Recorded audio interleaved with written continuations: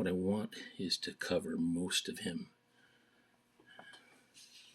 And this is super new to me. I think I need to get him a little closer. It's hard to figure out this arrangement.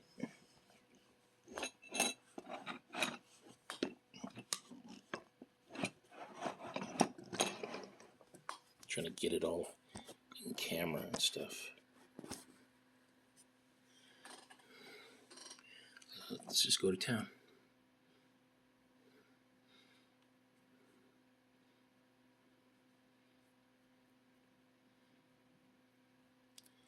And I can tell this paint is on the cheap side because it doesn't have a lot of covering power. Like, it's very transparent, or there's more medium than there is pigment.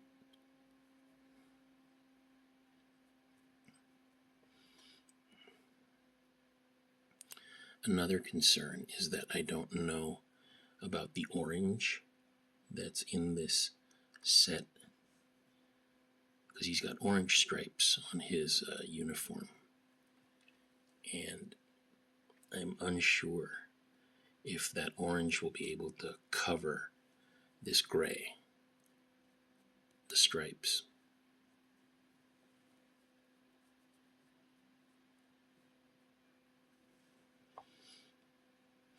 Like I was saying,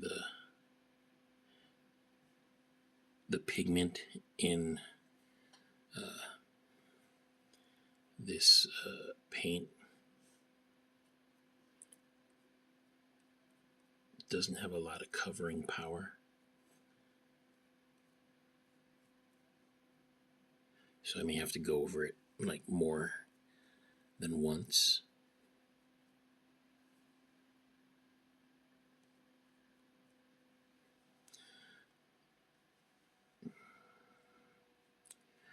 I don't have my regular acrylics because I gave them all to my dad because he wanted to start painting.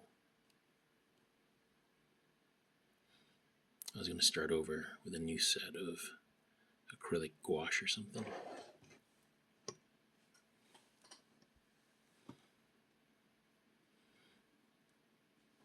It's tricky where this camera is because I can't quite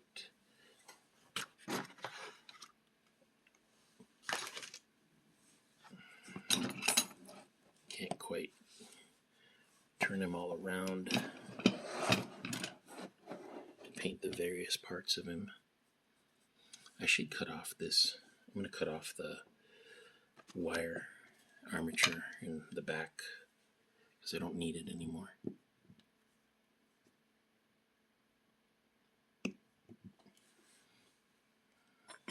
Might have to grind that down or something. Can't get close enough. But oh well.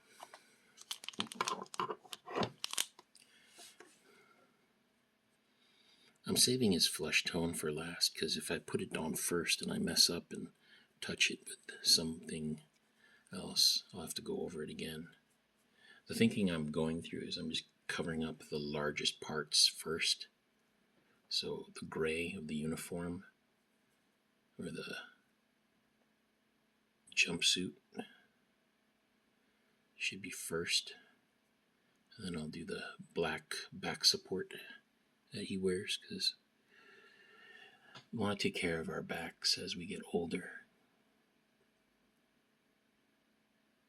And you'll have all kinds of issues with arthritis and bone density and whatnot. I don't know if I had mentioned this to this class, but I got together with some friends from high school, and all we end up doing is just comparing our medical issues to see who's more messed up than the other person. But I hadn't seen my friends in more than 20 years, I think. My old high school crew.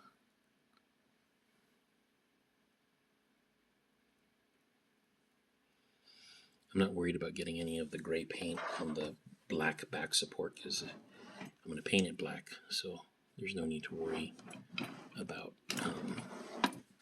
covering it up.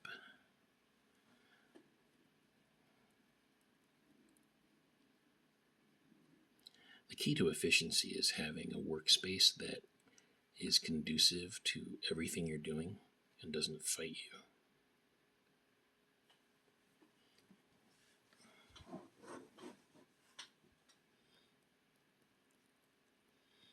Probably should get one of those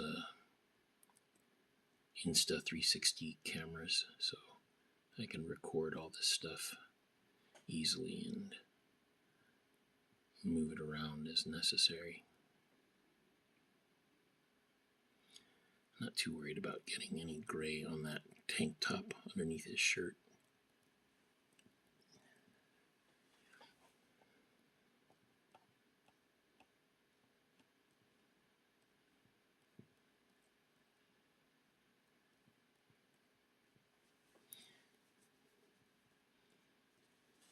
If I had started with gray clay, I could have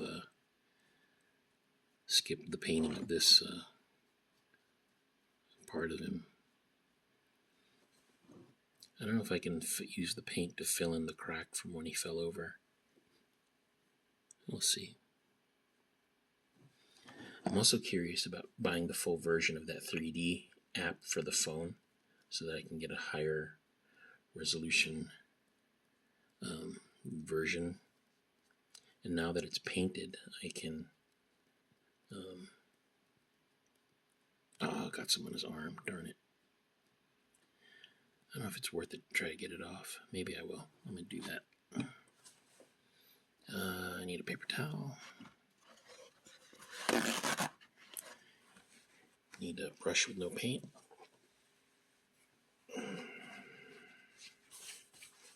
Water.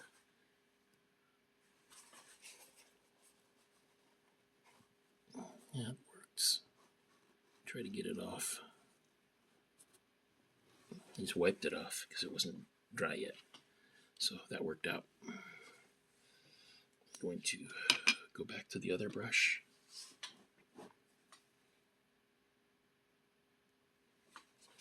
Need to tip the can out a bit.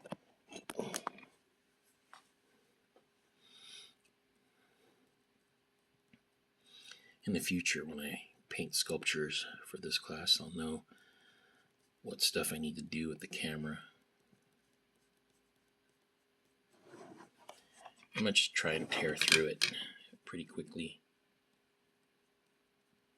And I'm doing mainly the areas that are the largest so I get them done. I may not get to painting the features of his face and hands, but I'll be using a combination of red, like an alizarin crimson or something, and yellow ochre, along with some burnt umber to get into the ballpark of a Caucasian flesh tone. When I was a student, I remember asking a teacher, how do I mix flesh tone for myself? I've been using all the models in the class, just to clarify, all the models in the class were white. We didn't have any black models yet at that point. That came later in the semester. But the assignment was to do a self-portrait, and I told my teacher, I'm having trouble figuring out how to paint. And he's like, what colors are you using? I said, okay, I'm using a burnt umber, yellow ochre, alizarin crimson, and white. And then my teacher goes, well, there you go. You're not white. Don't use white. I'm like, oh, I hadn't thought of that. I'm like, so what color should I use? You're more like a cad orange and burnt umber. And that kind of got me figuring out, how to paint myself accurately. But, there's more than one occasion I have to, hey, Be observant. Look in the mirror. That teacher kind of passed a few years ago. I didn't know that he had passed. But even though I had graduated like almost 30 years ago, I could still call him up in New Mexico and say, hey, I was your student back in 91. You gave a lecture and you mentioned something. And I reminded him of what it was, and I was asking him, you were talking about this artist. What was his name? In 1991. And this is like, I don't know, 10 years ago. So it would have been 2014, 2015, something like that. And he told me who it was. I'm like, okay, thank you. Great. Appreciate it. I should have talked to him more. I did a little bit. But I wonder how he felt talking to a student asking him about a lecture 30 years ago, or 20 years ago then. Because I was mentioning that artist to my students, and I couldn't remember his name. The artist's name was Morandi, by the way. And it was a question about value control.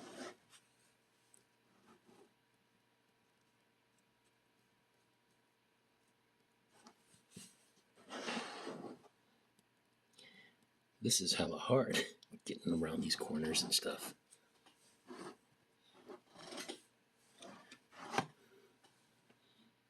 I'm running out of gray. I need to put more on the palette. The purpose of having the wet paper towel there is to make sure that it stays wet, because acrylic dries pretty quickly.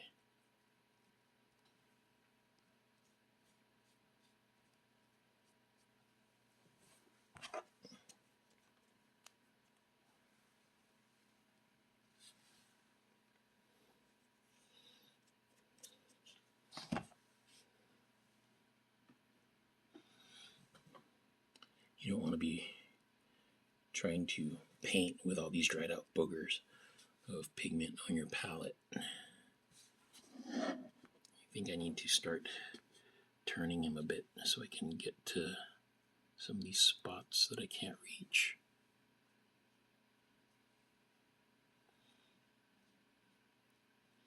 And I'm just gonna not worry about touching areas. I'll just paint over the parts that I make mistakes on. I'm just trying to get coverage now at this point, just because we're talking too long and it's taking up valuable hard drive space on my phone.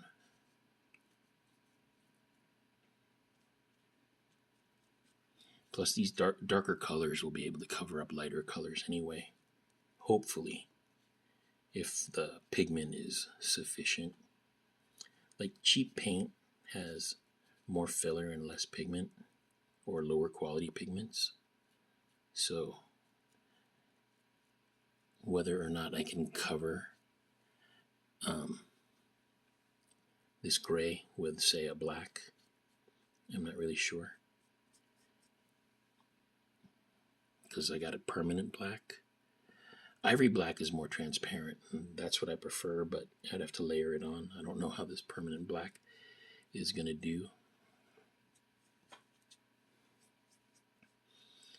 I know people who actually do what I'm doing now for as a profession are probably cringing the way I'm like starting to speed up through this.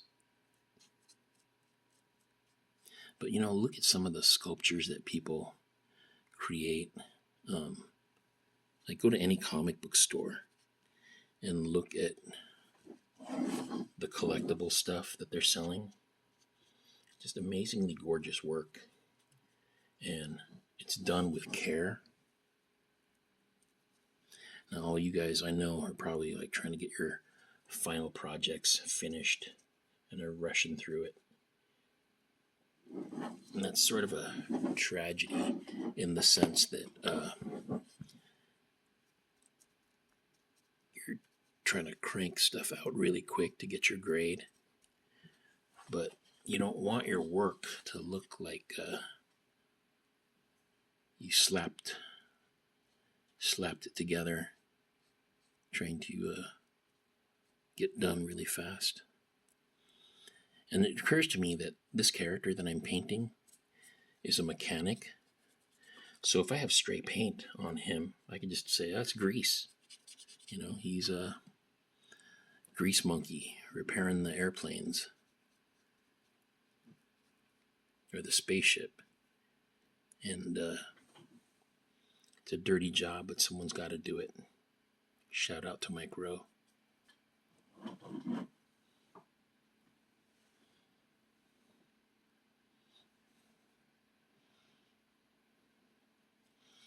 Now that I'm getting older, I have to use readers to paint and see detail. It's annoying as hell.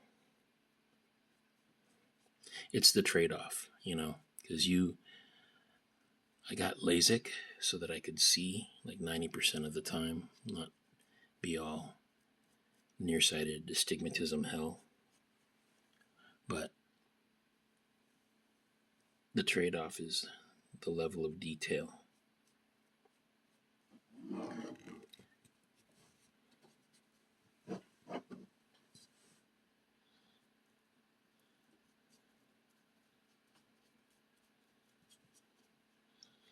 And I'm also realizing the messier I go, the kind of better it looks. I'm wondering if I can create a glaze with some small amount of pigment and higher amount of water so that the dirt, it makes it look like he's dirty. This is a little nerve-wracking because if I drop it, I may break it.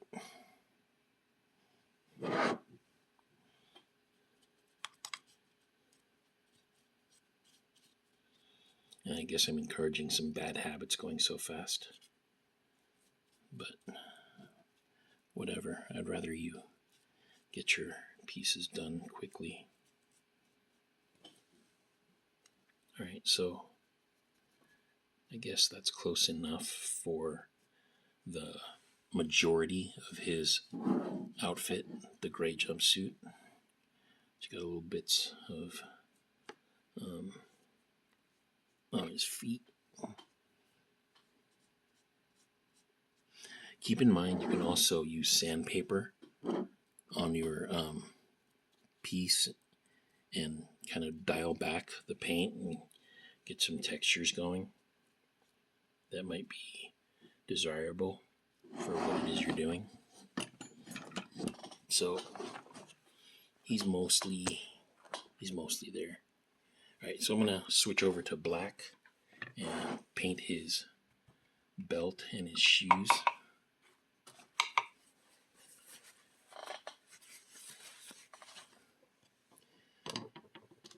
There's not a whole lot of black in these little tiny tubes. I have more black, but it's ink, it's liquid ink as opposed to acrylic paint in a tube. But these are tiny tubes. Should be enough though. I hate these little foil covers. I guess that's to prevent people from opening these up in the store.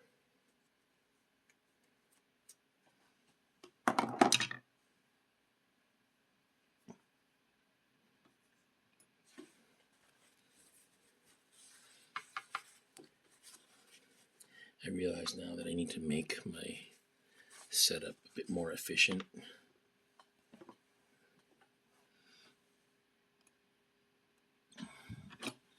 Getting some of this black paint on his waistband now, his back support.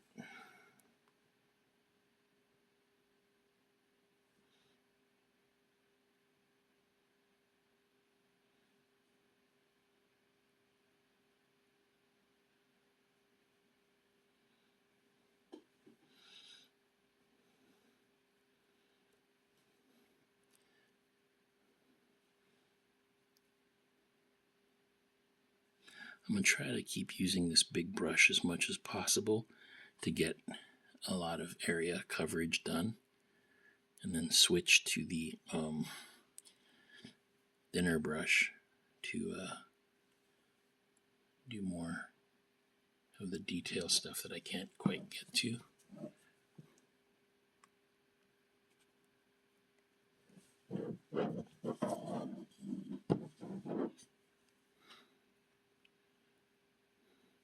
It's handy that the stand that I made is so small, because it enables me to tip it and hold it.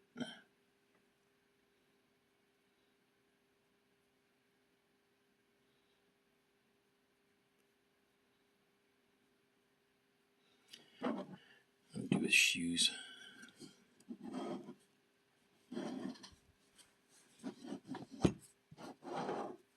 Tip a little bit.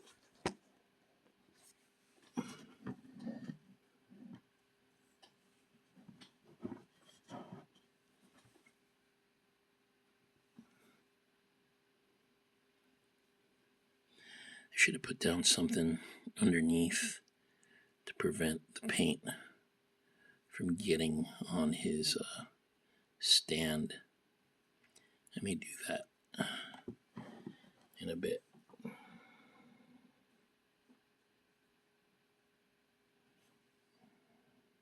was just in a hurry to get the demo done.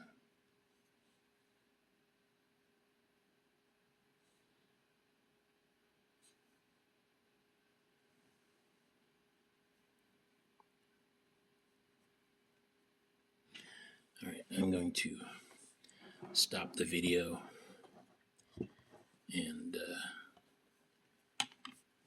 just work on my own time to do this. But here he is so far. And that's what I got done in 20 minutes.